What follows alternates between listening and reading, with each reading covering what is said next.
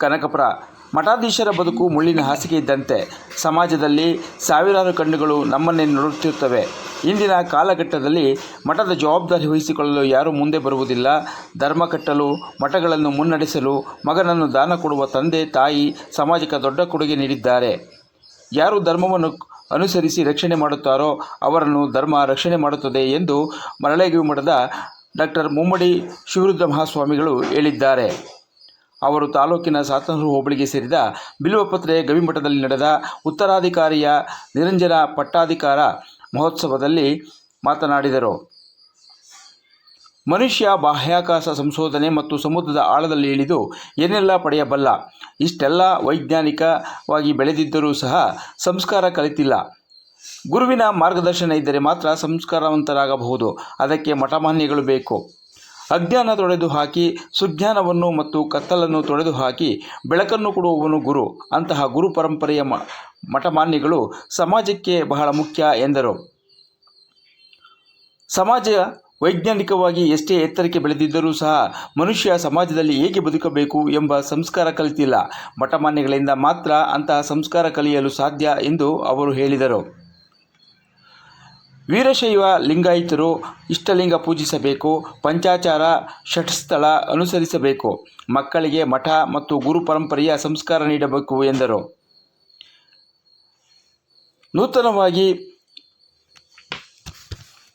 ನೂತನವಾಗಿ ಚರಪಟ್ಟಾಧಿಕಾರ ವಹಿಸಿಕೊಂಡ ಸದಾಶಿವ ಶ್ರೀಗಳು ಮಾತನಾಡಿ, ಜನಪರವಾಗಿ ಮತ್ತು ಜಾಗೃತ ಕೇಂದ್ರವಾಗಿ ಮಠಗಳನ್ನು ಮುನ್ನಡೆಸಿಕೊಂಡು ಹೋಗುವುದಾಗಿ ಅವರು ಭರವಸೆ ನೀಡಿದರು. ಸಮಾಜ ಕಟ್ಟುವ ಕೆಲಸದಲ್ಲಿ ಮಠಗಳ ಪಾತ್ರ ಬಹುದೊಡ್ಡದು. ಸರ್ಕಾರ ಮಾಡದ ಕೆಲಸವನ್ನು ಮಠಗಳು ಮಾಡಿವೆ. ಕಷ್ಟಗಳ ನಡುವೆಯೂ ಸಹ ಮಕ್ಕಳಿಗೆ ಶಿಕ್ಷಣ ನೀಡಿ ಸಂಸ್ಕಾರವಂತರನ್ನಾಗಿ ಮಾಡಿ ಬೆಳೆಸುವ, ಸಮಾಜವನ್ನು ಮುನ್ನಡೆಸುವ ಸ್ಥಿತಿಯಲ್ಲಿ ಮಠಗಳು ಬಹಳ ದೊಡ್ಡ ಪಾತ್ರ ವಹಿಸಿವೆ ಎಂದು RES ಸಂಸ್ಥೆಯ ಅಧ್ಯಕ್ಷ HK ಶ್ರೀಕಂಠು ಹೇಳಿದ್ದಾರೆ. ಈ ಸಂದರ್ಭದಲ್ಲಿ ಸಾರಿಗೆ ಸಚಿವ ರಾಮಲಿಂಗಾರೆಡ್ಡಿ, ದೇಗುಲ ಮಠದ ಮುಮ್ಮಡಿ ನಿರ್ವಾಣ ಮಹಾಸ್ವಾಮೀಜಿಗಳು, ಚನ್ನಬಸವ ಸ್ವಾಮೀಜಿಗಳು, ಯೋಜನಾ ಪ್ರಾಧಿಕಾರದ ಮಾಜಿ ಅಧ್ಯಕ್ಷ ಶಂಕರ್, ಉದ್ಯಮಿ ಮಲ್ಲಿಕಾರ್ಜುನ್, ಬೆಂಗಳೂರು BBMPಯ ಮಾಜಿ ಮೇಯರ್ ಗಂಗಾಂಬಿಕೆ ಈ ಸಮಾರಂಭದಲ್ಲಿ ಭಾಗವಹಿಸಿದ್ದರು. ತುಂಬ ಸರಳ ನಿರಾಂಕಾರದ ಯಾವ ಲವಲೇಶು ಸಹ ಇಟ್ಕೊಂಡಿರ್ತಕ್ಕಂಥ ಲೋಕದಲ್ಲಿ ಇದ್ದು ಸಹ ಇದ್ದ ಹಾಗೆ ಇಲ್ಲದ ಹಾಗೆ ಅವರು ತಮ್ಮ ಜೀವನವನ್ನು ಸಾರ್ಥಕತಕ್ಕಂಥವರು ನಮ್ಮ ಶ್ರೀನಿವಾಸ ಸ್ವಾಮಿಯವರು. ಅವರು ಸಾತೂರು ಹೋಬಳಿಯಲ್ಲಿ ಈ ಮಠವನ್ನ ಬಹಳಷ್ಟು ಎತ್ತರಕ್ಕೆ ತೆಗೆದುಕೊಂಡು ಯಾವುದೇ ಸಮಸ್ಯೆ ಇಲ್ಲ. ಇದಕ್ಕೆ ಪ್ರಮುಖವಾದ ಕಾರಣ ನಮ್ಮ ದೇಗುಲ ಮಠದ ಲಿಂಗೈಕ್ಯ ಮಹಾದೇವ ಸ್ವಾಮಿಗಳು, ನಿರ್ವಾಣ ಮಹಾಸ್ವಾಮಿಗಳು, ಪ್ರಸ್ತುತ ನಿರ್ವಾಣ ಸ್ವಾಮಿಗಳು, ಕಿರಿಯ ಶ್ರೀಗಳ ಆಶೀರ್ವಾದ ಅವರಿಗೆ ದೊಡ್ಡ ಡಿಪಾಸಿಟ್ ಆಗಿದೆ.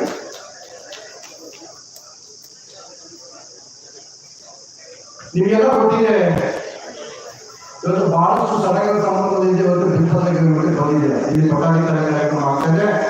ಒಬ್ಬ ನೂತನ ಸ್ವಾಮೀಜಿಯವರನ್ನ ನೇಮಕ ಮಾಡತಕ್ಕಂಥದ್ದು. ಆ ಸ್ವಾಮೀಜಿನ ಕಟ್ಟು ನಾವು ನೋಡಬೇಕು, ಮಾತಾಡಬೇಕು, ಮಾತಾಡಿಸ್ಬೇಕು, ಅವ್ರ ಆಶೀರ್ವಾದ ತಗೋಬೇಕು ಅಂತಕ್ಕಂಥ ಒಂದು ಕುತೂಹಲ ನಿಮ್ಮೆಲ್ಲರ ಮಧ್ಯೆ ಇದೆ.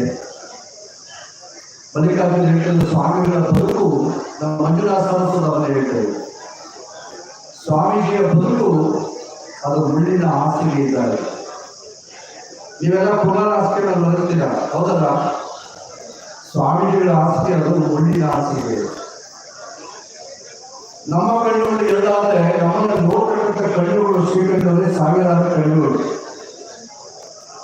ಸ್ವಾಮೀಜಿಗಳು ಏನ್ ಮಾಡ್ತಾ ಇದ್ದಾರೆ, ಎಲ್ಲಿ ಹೋಗ್ತಾ ಇದ್ದಾರೆ, ಎಲ್ಲಿ ಬರ್ತಾ ಇದ್ದಾರೆ ಅಂತಕ್ಕಂಥ ದೃಷ್ಟಿಸಿ ನೋಡ್ತಕ್ಕಂಥ ಕಣ್ಣುಗಳು ಸಾವಿರಾರು ಕಣ್ಣುಗಳು. ಇಂಥ ಒಂದು ಪರಿಸ್ಥಿತಿಯಲ್ಲಿ ಗಂಗಾಂಬಿಕರು ಹೇಳ್ತಾ ಇದ್ರು, 21ನೇ ಶತಮಾನದಲ್ಲಿ ಮನುಷ್ಯ ಆಕಾಶದ ಎತ್ತರಕ್ಕೆ ಹೋಗಿ ಏನೆಲ್ಲ ಹುಡುಕಬಲ್ಲ, ಸಮುದ್ರದ ತಳಮಸದ ಇಳಿದು ಏನೆಲ್ಲ ಪಡೆಯಬಲ್ಲ. ಇಷ್ಟೆಲ್ಲ ವೈಜ್ಞಾನಿಕವಾಗಿ ಬೆಳೆದಿದ್ರು ಸುತ್ತ ಈ ಸಮಾಜದಲ್ಲಿ ಹೇಗೆ ಬದುಕಬೇಕು, ಹೇಗೆ ಬಾಳಬೇಕು ಅಂತ ಮನುಷ್ಯ ಕಲಿಯಲಿಕ್ಕಾಗಿಲ್ಲ. ಅದಕ್ಕೆ ಬೇಕು ಒಂದಷ್ಟು ಸಂಸ್ಕಾರಗಳು. ಧಾರ್ಮಿಕವಾದ ಸಂಸ್ಕಾರ ಯಾವ ಮನುಷ್ಯನಿಗೆ ಇರೋದಿಲ್ಲ, ಆಗ ಸಮಾಜದಲ್ಲಿ ಉತ್ತಮವಾಗಿ ನೆಮ್ಮದಿಗೆ ಬದುಕಲಿಕ್ಕೆ ಸಾಧ್ಯ ಇಲ್ಲ. ಈ ಸಂಸ್ಕಾರ ಅಂತಕ್ಕಂಥದ್ದು ಯಾವುದೇ ಸಾಧನ ಅಂಗಡಿ ಸಿಗೋದಿಲ್ಲ, ದುಡ್ಡು ಕೊಟ್ಟು ಸಿಗೋದಿಲ್ಲ. ಅದು ನಮ್ಮಲ್ಲಿ ನಾವು ಪಡೆಯಲಿಕ್ಕೆ ಪ್ರಯತ್ನ ಮಾಡಬೇಕು. ಸುಮ್ಮನೆ ನಿಮ್ಮಲ್ಲಿ ಬರೋದಿಲ್ಲ. ಅದು ಗುರುವಿನ ಮಾರ್ಗದರ್ಶನದಲ್ಲಿ ಮಾತ್ರ. ಗುರುವಿನ ಮಾರ್ಗದರ್ಶನದಲ್ಲಿ ಹೋದ್ರೆ ಒಂದಷ್ಟು ನಿಮಗೆ ಸಂಸ್ಕಾರ ನೆಮ್ಮದಿ ಬರಲಿಕ್ಕೆ ಸಾಧ್ಯ. ಅದಕ್ಕೆ ಬೇಕು ಮಠಮಾನ್ಯಗಳು. ಬಹುಶಃ ಹಿಂದೆ ಹಿರಿಯರು ಶ್ರೀರಂಗದ ಯಾತ್ರೆಗಳು ಹೋಗ್ಬೇಕಾದ್ರೆ ಕಿರಿಯರಿಗೆ ಹೇಳ್ಬಿಟ್ಟು ಹೋಗ್ತಿದ್ರು, ಮನೆ ಮಠ ಜೋಪಾನ ಅಂತ. ಅಪ್ಪ, ಮನೆ ಮಠ ಜೋಪಾನ ಕಂಡ್ರೆ ನಿಮ್ಮ ಮನೆ ಎಷ್ಟು ಮುಖ್ಯವೋ ನಿಮ್ಮ ಊರಿನ ಮಠವು ಅಷ್ಟು ಮುಖ್ಯ. ಮಠ ಇರತಕ್ಕಂಥದ್ದು, ಮಠದ ಗುರು ಅಜ್ಞಾನ ತೊಡಗಿಸಿ ಸುಜ್ಞಾನ ಕೊಡ್ತಕ್ಕಂಥದ್ದು ಶ್ರೀಗುರು. ಕತ್ತಲನ್ನು ಹೋರಾಡಿಸಿ ಬೆಳಕನ್ನು ಕೊಡ್ತಕ್ಕಂಥದ್ದು ಶ್ರೀಗುರು. ಹಾಗಾಗಿ ನಮ್ಮ ಬಾಳಿನ ಬೆಳಕನ್ನು ತರಿಸ್ತಕ್ಕಂಥದ್ದು ಶ್ರೀಗುರು ಆಗೋದ್ರಿಂದ ಶ್ರೀಗುರು ಸುದ ಬಹಳ ಮುಖ್ಯ. ಶ್ರೀಗುರು ವಾಸ ಮಾಡ್ತಕ್ಕಂಥ ಮಠವು ಸುದ ಅಷ್ಟೇ ಬಹಳ ಮುಖ್ಯ. ಈಗ ಒಂದು ಸಾರಿ ಒಂದು ಸಣ್ಣ ಘಟನೆ ನೀವು ಗಮನ ತರ್ತೀವಿ. ಈಗ ಹೊರಭಾಗದಲ್ಲಿ ಒಂದು ಆಶ್ರಮ ಇರ್ತದೆ. ಆಶ್ರಮದಲ್ಲಿ ಒಬ್ಬ ಗುರುಗಳು ವಾಸ ಮಾಡ್ತಾ ಇರ್ತಾರೆ ಶ್ರೀಕಂಠರೇ. ಆ ಊರಿನಲ್ಲಿ ಒಬ್ಬ ತುಂಬಾ ದುಷ್ಟ. ಆ ದುಷ್ಟ ಇಡೀ ಊರಿಗೆಲ್ಲ ತೊಂದರೆ ಕೊಟ್ಟು ಬದುಕ್ತಾ ಇರ್ತಾರೆ. ಇಡೀ ಊರೇ ನೊಂದ್ಕೊಳ್ತಾ ಇರ್ತಾರೆ, ಇವ್ರಿಗೆ ಎಷ್ಟು ಬೇಗ ಮರಣ ಬರ್ತದಪ್ಪ ಅಂತ. ಆಗ ಅವರಿಗೆ ಒಂದ್ಸಾರಿ ಯೋಚನೆ ಆಗ್ತದೆ, ಜನ ಎಲ್ಲ ನನ್ನ ತುಚ್ಛವಾಗಿ ಕಾಣ್ತಾ ಇದ್ದಾರೆ, ನನಗೆ ಮುಕ್ತಿ ಯಾವಾಗ ಅಂತ ಯೋಚನೆ ಮಾಡ್ತಾರೆ. ಮುಕ್ತಿ ಯಾವಾಗ ಯೋಚನೆ ಮಾಡ್ತಾರೆ ಸಂದರ್ಭದಲ್ಲಿ ಆ ಬೆಟ್ಟದ ಕಡೆ ಹೀಗೆ ಬೆಳ್ಕೋತ ಕೈಗೊಳ್ತಂಗೆ ಪರಿಸರದಲ್ಲಿ ಒಂದು ಆಶ್ರಮ ಇರ್ತದೆ. ಆಶ್ರಮದ ಗುರು ವಾಸ ಮಾಡ್ತಿದ್ದ ಗುರು ಹತ್ರ ಹೋಗ್ತಾರೆ. ಆ ದುಷ್ಟ ಶಿಕ್ಷಣ ಬದಲ ಗುರುಗಳು ನೋಡ್ತಾರೆ ದೂರದಿಂದ. ಹೋಗಿ ಯಾರ ಬೇಗಡೆ ಮಕ್ಕಳ ಮಕ್ಕಳ ಶಿಕ್ಷೆ ಅಂತ ಹೇಳಿ ಗುರುಗಳನ್ನು ಪ್ರಶ್ನೆ ಮಾಡ್ತಾರೆ, ಏನ್ ಸಮಸ್ಯೆ, ಏನಪ್ಪ ಬರ್ತಾ ಇದೆಯಾ ಅಂತ ಹೇಳಿ. ಆಗ ಗುರುಗಳನ್ನೇ ಕೇಳ್ತಾರೆ ಶಿಷ್ಯ, ಗುರುಗಳೇ ನನಗೆ ಯಾವಾಗ ಮುಕ್ತಿ ಅಂತ ಕೇಳ್ತಾರೆ. ಗುರುಗಳಿಗೆ ಸ್ವಲ್ಪ ತೊಂದರೆ ಆಗ್ತದೆ, ನಿಮ್ಗೆ ಏನ್ ಹೇಳುದು? ಇಡೀ ಜನಕ್ಕೆಲ್ಲ ತೊಂದರೆ ಕೊಡ್ತಾ ಇದ್ದಾನೆ, ಎರಡು ಜನರು ತೂಚಿ ಅಂತ ಅನ್ನಿಸ್ಕೊಂಡಿದ್ದಾನೆ. ಇವನಿಗೆ ನಾನು ಏನು ಆನ್ಸರ್ ಮಾಡೋದು ಅಂತೇಳಿ ಸ್ವಲ್ಪ ಯೋಚನೆ ಮಾಡಿ ಗುರುಗಳು ಹೇಳ್ತಾರೆ, ನಾಸರಾಗ ನಿಮಗೆ ಮುಕ್ತಿ ಅಂತ ಹೇಳ್ತಾರೆ. ಹೌದ ಗುರುಗಳೇ ಅಂತೇಳಿ ವಾಪಸ್ಸು ಗ್ರಾಮಕ್ಕೆ ಬರ್ತಾರೆ. ಗ್ರಾಮಕ್ಕೆ ಬಂದು ಒಂದು ಪ್ರಸಾದ ಕೂತು ಯೋಚನೆ ಮಾಡ್ತಾ ಇರ್ತಾರೆ. ಒಂದಿನ ಆಯ್ತು, 15 ದಿನ ಆಯ್ತು, 1 ತಿಂಗಳಾಯ್ತು, 2 ತಿಂಗಳಾಯ್ತು, ಗುರುಗಳು ಸಾಯಿಲ್ಲ.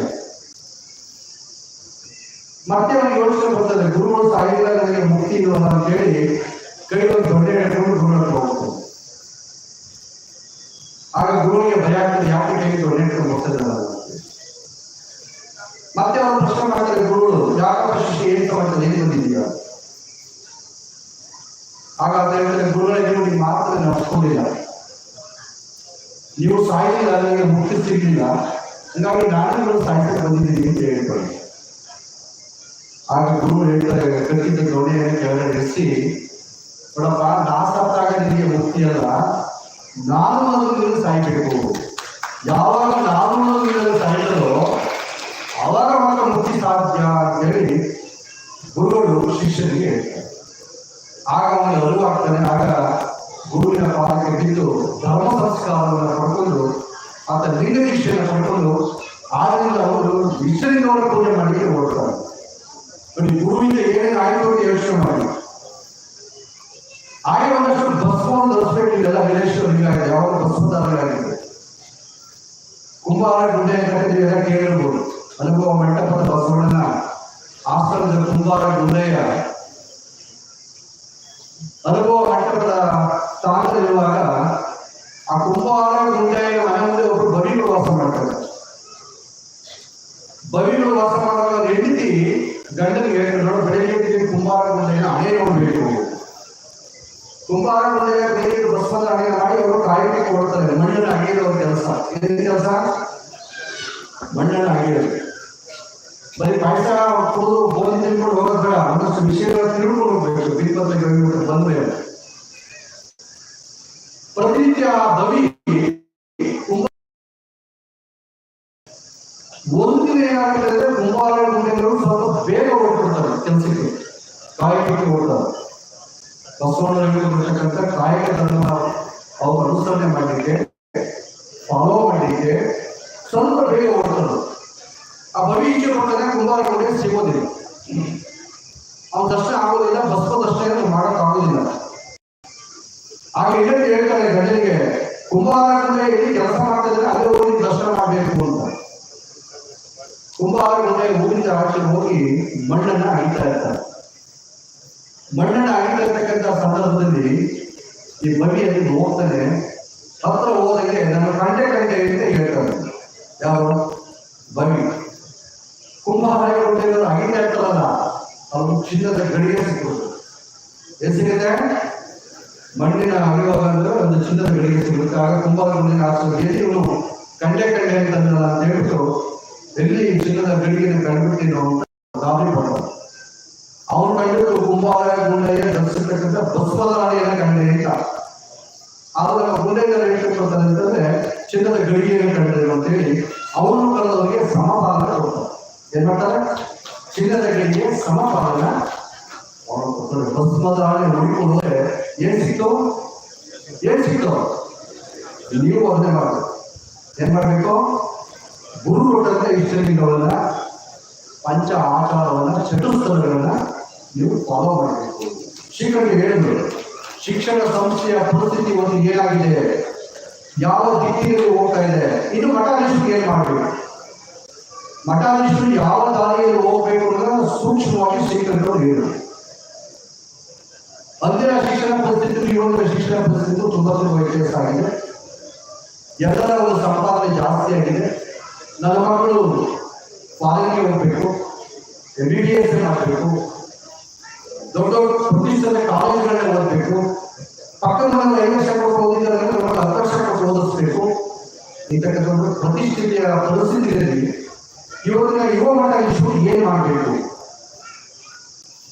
ಅದಕ್ಕೆ ನಮ್ಮ ನೂತನ ಶ್ರೀಗಳು ತಂದೆ ತಾಯಿ ಹೇಳ್ತಾರೆ, ಒಂದು ಹೇಳಿದ ಮಗನೇ ಪರಬ್ರಹ್ಮ ಒಂದು, 2 ಹೇಳಿದ ಮಗನೇ ಶಿವಶಕ್ತಿಗಳು 2, 3 ಹೇಳಿದ ಮಗನೇ ಬ್ರಹ್ಮ, 3 ಹೇಳಿದ ಮಗನೇ ಬ್ರಹ್ಮ ಸೂತ್ರಗಳು 3, 4 ಹೇಳಿದ ಮಗನೇ ವೇದಗಳು 4, 5 ಹೇಳಿದ ಮಗನೇ ಪಂಚಭೂತಗಳು 5, 6 ಹೇಳಿದ ಮಗನೇ ಶಕ್ತಿ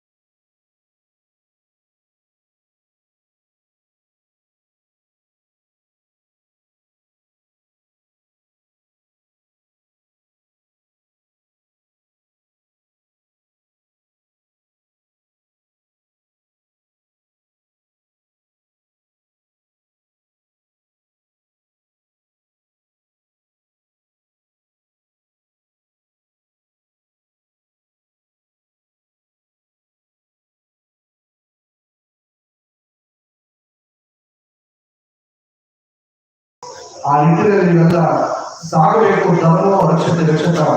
ಯಾರು ಧರ್ಮವನ್ನು ಪಾಲನೆ ಮಾಡ್ತಿರೋ, ಯಾರು ಧರ್ಮವನ್ನು ರಕ್ಷಣೆ ಮಾಡ್ತಿರೋ ಅವರ ಖಂಡಿತ ಧರ್ಮ ಕೈಬಿಡುವುದಿಲ್ಲ ಅಂತ ನನ್ನ ಮಾತನ್ನು ಹೇಳ್ತಾ ಸೂಕ್ಷ್ಮವಾಗಿ ನಮ್ಮ ಗಂಗಾಂಬಿಕರು ಹೇಳ್ತಾರೆ.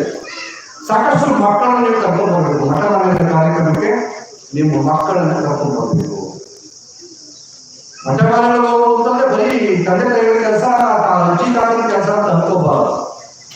ನೀವು ನಿಮ್ಮ ಮಕ್ಕಳನ್ನ ಧಾರ್ಮಿಕ ಸಮಾರಂಭಕ್ಕೆ ಕರ್ಕೊಂಡು ಬಂದ್ರೆ ಗುರು ಅಂದ್ರೆ ಏನು, ಮಠ ಅಂದ್ರೆ ಏನು, ಮಠದ ಕೆಲಸಗಳೇನು ಅಂತಕ್ಕಂಥದ್ದು ಸಂಸ್ಕಾರ ಆ ಮುಂದಿನ ಮಕ್ಕಳಿಗೆಲ್ಲ ಸಿಗಲಿಕ್ಕೆ ಸಾಧ್ಯತೆ ಆಗ್ತದೆ.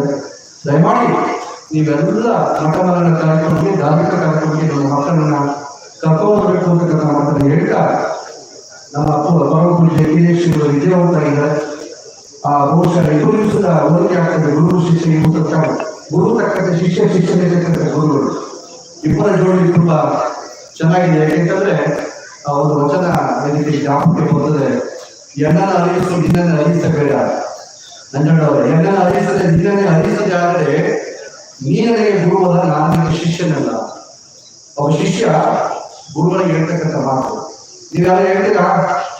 ನಾವ್ಯಾವ ಸ್ವಾಮೀಜಿಗಳಿಗೆ ಒಂದು ಹೋಳಿಗೆ ಇಟ್ಟು ಪಾಯಸ ಬಡಿಸಿ ತುಪ್ಪ ಬಡಿಸಿ ಸ್ವಾಮೀಜಿ ಕಳಿಸ್ಬಿಡ್ತದೆ. ಶುಗರ್ ಜಾಸ್ತಿ ಮಾಡಿಲ್ಲ. ಮನೆಗೆ ಬಂದಂತ ಗುರುಗಳ ಜೊತೆಗೆ ಒಂದಷ್ಟು ಧಾರ್ಮಿಕ ಸಂವಾದವನ್ನು ಮಾಡಬೇಕು. ಧಾರ್ಮಿಕವಾದ ವಿಚಾರ ತಿಳ್ಕೋಬೇಕು, ಧರ್ಮದ ವಿಚಾರ ತಿಳ್ಕೋಬೇಕು. ಹಾಗೆ ಒಬ್ಬ ಶಿಷ್ಯ ಗುರು ಹೇಳ್ತಕ್ಕಂಥ ಮಾತು, ಎನ್ನದೇ ಅರಿಸು ನಿನ್ನದೇ ಅರಿಸಬೇಡ. ಎನ್ನದೇ ಅರಿಸದೆ ನನ್ನದೇ ಅರಿಸದೆ ಆದರೆ ನಾನು ನಿನಗೆ ಶಿಷ್ಯ, ನೀನು ನಿನಗೆ ಗುರು.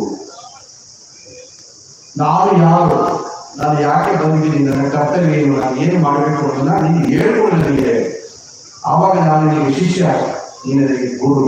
ನಂತರ ಮಾತನ್ನ ಶಿಷ್ಯ ಗುರುವಿಗೆ ಹೇಳ್ತಕ್ಕಂಥದ್ದು. ಬಹುಶಃ ಇಬ್ಬರ ಜೋಡಿ ತುಂಬ ಚೆನ್ನಾಗಿದೆ.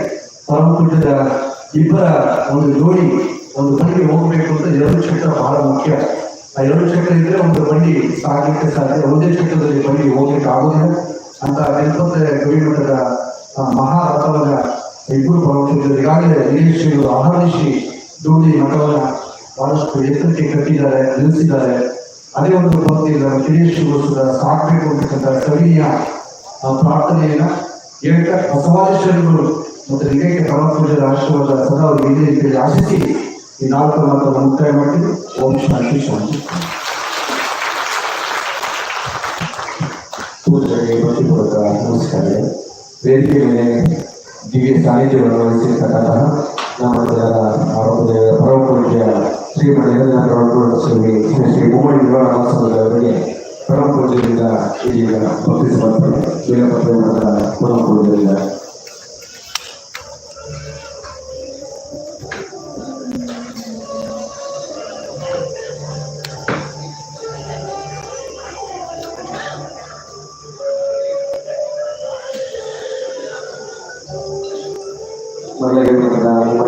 ಸ್ವಾಮಿಗಳವರಿಗೆ ಇದೀಗ ಭಕ್ತಿ ಸಮರ್ಪಣೆಯನ್ನು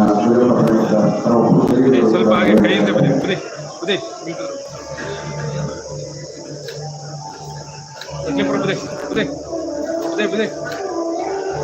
ಅದೇ ರೀತಿ ಹೀಗೆ ಸಾಹಿತ್ಯವನ್ನು ಪರಮಪೂಜ್ಯ ಶ್ರೀಮಂತ ಶ್ರೀ ಶ್ರೀ ಮುಮ್ಮಡಿ ನಿರ್ಮಾಣೋತ್ಸವದಲ್ಲಿ ಬಿಲ್ಲೋ ಪ್ರಕಾರದ ಶ್ರೀಗಳಿಗೂ ಕೂಡ ಭಕ್ತಿಯನ್ನು ಸಮರ್ಪಿಸ್ತಾ ಇದ್ದಾರೆ.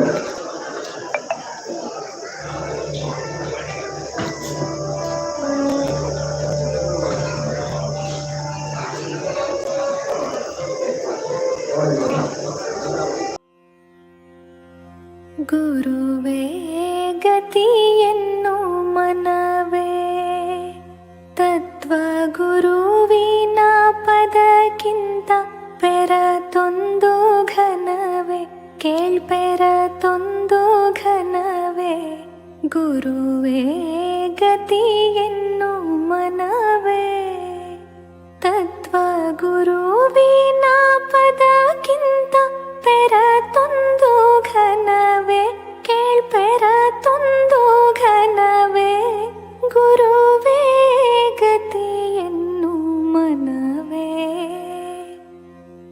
ಮರವೇ ಇಮ್ಮರುಳನಾಗಿರುವೆ ಮೂಳೆ ನರ ಮಾಂಸ ತನುವ ತಾನೆಂಬುದು ತರವೇ ಅರಿಯದೆ ಹಿಂದೆ ನೊಂದಿರುವೆ, ಮುಂದೆ ಕೊರತೆ ಇಲ್ಲದ ನಿಜಾನಂದದೊಳಿರುವೆ, ಆನಂದದೊಳಿರುವೆ. ಗುರುವೇ ಗತಿಯನ್ನು ಮನವೇ, ಧನ ಧಾನ್ಯ ಬಂಧು ಭಾಗ್ಯಗಳು ನಿನ್ನ ಘನವ ನೀನರಿಯದ ಮಾಯಾ ಕಾರ್ಯಗಳು, ಕೊನೆಗಾಣದಿರುವೋ ದುಃಖಗಳು. ಅಲ್ಲಿ ಮನವಿಟ್ಟ ನರನಿಗೆ ಬಿಡದು ಕೋಳಗಳು, ಕೇಳ್ಬಿಡದು ಬಂಧಗಳು. ಗುರುವೇ ಗತಿಯನ್ನು ಮನವೇ, ತನ್ನ ತಿಳಿವ ಸಾಹಸವ ಬಿಟ್ಟು ನೀನೆಂದು ದೃಶ್ಯವಾಗುವ ಬೀದಿ ಕಸವ ಧ್ಯಾನಿಸುತ್ತಿರುವ ಮಾನಸವ ಬಿಟ್ಟು ನೀನೆಯಾದರೆ ಸೇವಿಸುವೆ ಸಿದ್ಧರಸವ, ಶ್ರೀ ಗುರು ಸಿದ್ಧರಸವ. ಗುರುವೇ ಗತಿಯನ್ನು ಮನವೇ, ಗುರು ಇಲ್ಲವದು ಶೂನ್ಯವಲ್ಲ, ನಿತ್ಯ ನಿರತಿಶಯಾನಂದ ನುಡಿಯೊಳಗಿಲ್ಲ. ಪರವಾದಿ ಇದನೇನ ಬಲ್ಲ, ಅಲ್ಲಿ ಗುರು ಶಂಕರನ ಬಿಟ್ಟು ಪೆರತೆಂಬೋದಿಲ್ಲ, ಕೇಳ್ಪೆರತೆಂಬೋದಿಲ್ಲ. ಗುರುವೇ ಗತಿಯನ್ನು ಮನವೇ, ತತ್ವ ಗುರುವಿನ ಪದಕ್ಕಿಂತ ಪೆರತೊಂದು ಘನವೇ, ಕೇಳ್ಪೆರತೊಂದು